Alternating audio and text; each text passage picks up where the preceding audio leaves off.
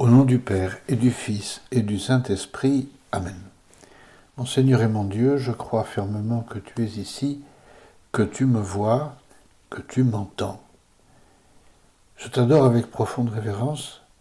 Je te demande le pardon de mes péchés et la grâce de faire avec profit ces 10 minutes de prière avec toi. Ma Mère Immaculée, Saint Joseph, mon Père et Seigneur, mon ange gardien, intercédez pour moi. Plusieurs choses dans cet évangile d'aujourd'hui. On pourrait le résumer d'une manière assez simple, finalement, en disant que notre Seigneur nous parle de l'être et du paraître, de choses, de attitudes que nous rencontrons très souvent autour de nous. C'est normal d'ailleurs, une chose, ce sont les apparences, et une autre chose, c'est ce que les choses ou les personnes sont en réalité. Pour illustrer cet enseignement sur l'être et le paraître, le Seigneur prend un peu comme victime, comme cible, et c'est pas la première fois, et il y a beaucoup d'autres moments dans l'Évangile où le Seigneur s'en prend un peu, avec charité, mais avec justice, aux scribes et aux pharisiens. Qui étaient ces scribes ? Les scribes étaient des gens qui, comme leur nom l'indique, étaient spécialistes en travail d'écriture. Il n'y avait pas à l'époque d'ordinateur, il n'y avait pas de machine à écrire, il n'y avait pas de photocopieuse, et donc il fallait, quand on voulait les écrits, il fallait les recopier. C'était le travail des scribes, un travail hyper précis. Je ne sais pas si vous avez essayé, vous avez vu l'hébreu c'est une... Voilà, c'est pas nos caractères à nous, bon, ils s'étaient habitués, bien sûr, mais quand même, c'est très précis. Et il s'agissait, en recopiant des textes, de ne pas se tromper, de faire très attention à ne pas déformer. Et donc, voilà, ils étaient concentrés sur ce qu'ils faisaient. Probablement ce qui faisait qu'ils connaissaient très bien les textes. Peut-être les apprenaient-ils par cœur, un peu par inertie. C'est-à-dire, ce sont des gens qui savent un peu tout, c'est vrai. Et puis en plus, ils servaient d'écrivains officiels, de greffiers, on pourrait dire. Et donc il fallait qu'ils entendaient tout et ils résumaient, donc ils savaient. Ce sont des gens qui savaient.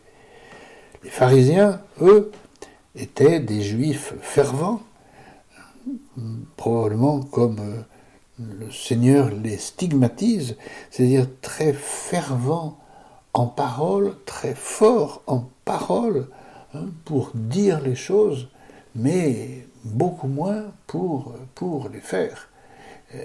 Les scribes et les pharisiens, dit le Seigneur, enseignent dans la chair de Moïse.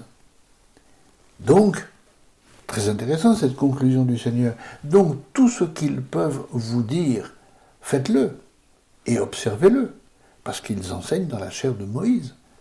Mais, prévient notre Seigneur, n'agissez pas d'après leurs actes, car ils disent et ne font pas. Ils attachent de pesants fardeaux difficiles à porter, et ils en chargent les épaules des gens, mais eux-mêmes ne veulent pas les remuer du doigt. C'est une accusation sévère. Ils disent et ne font pas. Ils sont très bons en parole, mais pour dire, c'est autre chose. Oh, ça nous arrive à nous aussi, de faire des grandes déclarations. Et puis, au bout du compte, il n'y a plus rien. Oui, je vais le faire, bien sûr.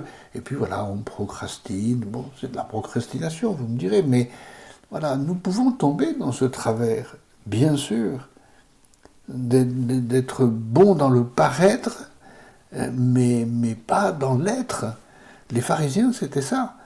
Ils avaient une piété ostentatoire, un peu comme cela peut nous arriver, nous aussi, voilà, on va à la messe, oh, on est très pieux, quoi, etc.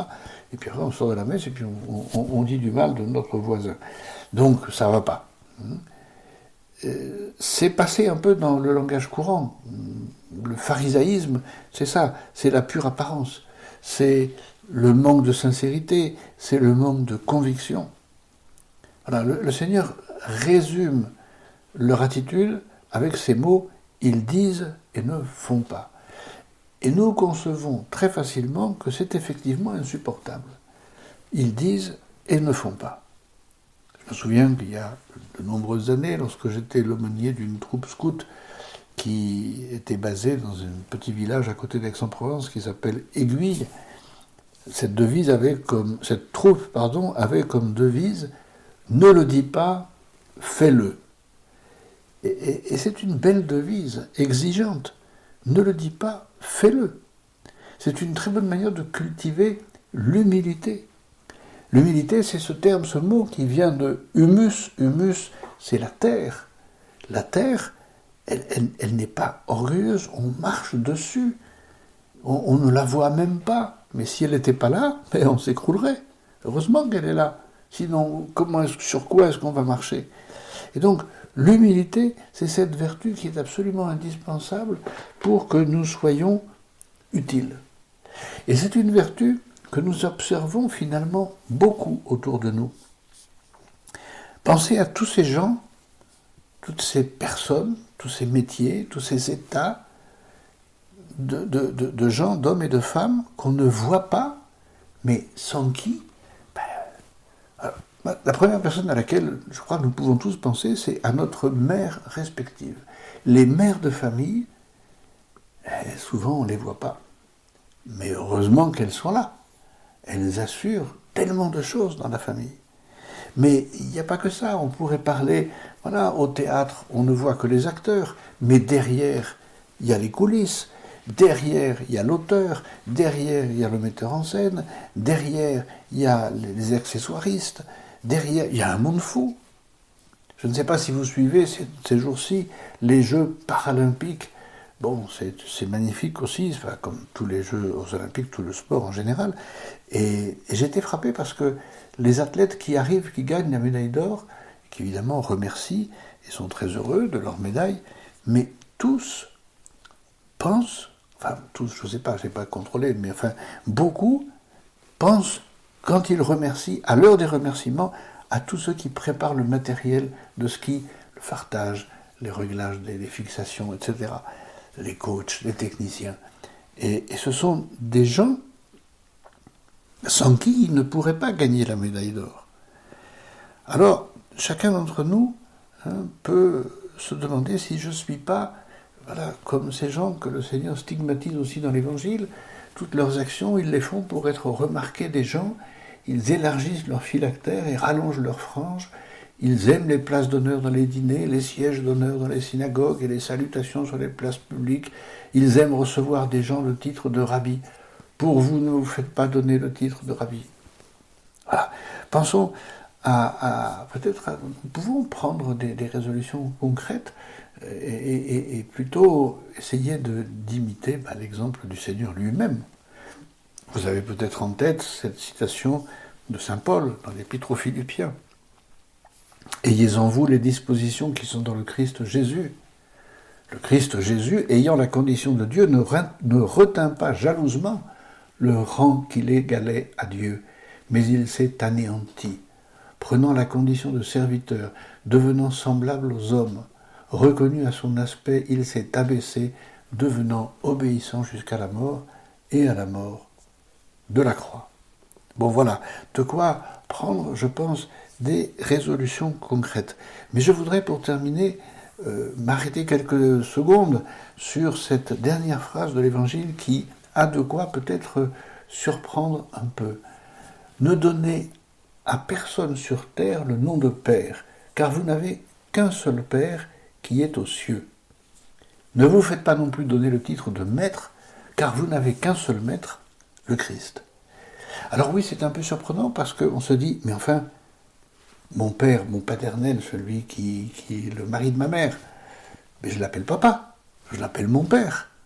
Et celui qui était avant, c'est mon grand-père. Et les prêtres, on les appelle mon père. Et le pape, on l'appelle le Saint-Père. Alors pourquoi est-ce que Jésus nous dit de ne donner à personne le nom de Père? Parce qu'il n'y a qu'un seul Père, créateur, auteur de la vie. Un seul Dieu, Dieu le Père. Lui seul est l'auteur de la vie. Les autres ne font que transmettre la vie. C'est ce que nous explique Saint Jean Chrysostome. Et Saint Jérôme nous explique à propos du maître, ne donner à personne le nom de maître. Voilà, et là aussi on dit, enfin maître, monsieur le professeur, etc., les savants. Oui, mais il y a un seul maître qui est détenteur de la sagesse avec un S majuscule et du savoir avec un S majuscule, Dieu créateur. Les autres ne font que transmettre. Voilà, réservons effectivement dans notre tête et dans notre cœur ce titre et cette conviction que Dieu est vraiment mon Père, celui qui m'a fait, qui m'a voulu et qui m'apprend à avancer sur le chemin de la sainteté à travers les évangiles. Que la Vierge Marie nous aide, elle aussi, à reconnaître cette paternité et cette sagesse de Dieu. Je te remercie, mon Dieu, des bonnes résolutions, des actes d'amour et des inspirations que tu m'as communiquées dans cette méditation. Je te demande de m'aider à les mettre en pratique. Ma Mère Immaculée, Saint Joseph, mon Père et Seigneur, mon ange gardien, intercédez pour moi.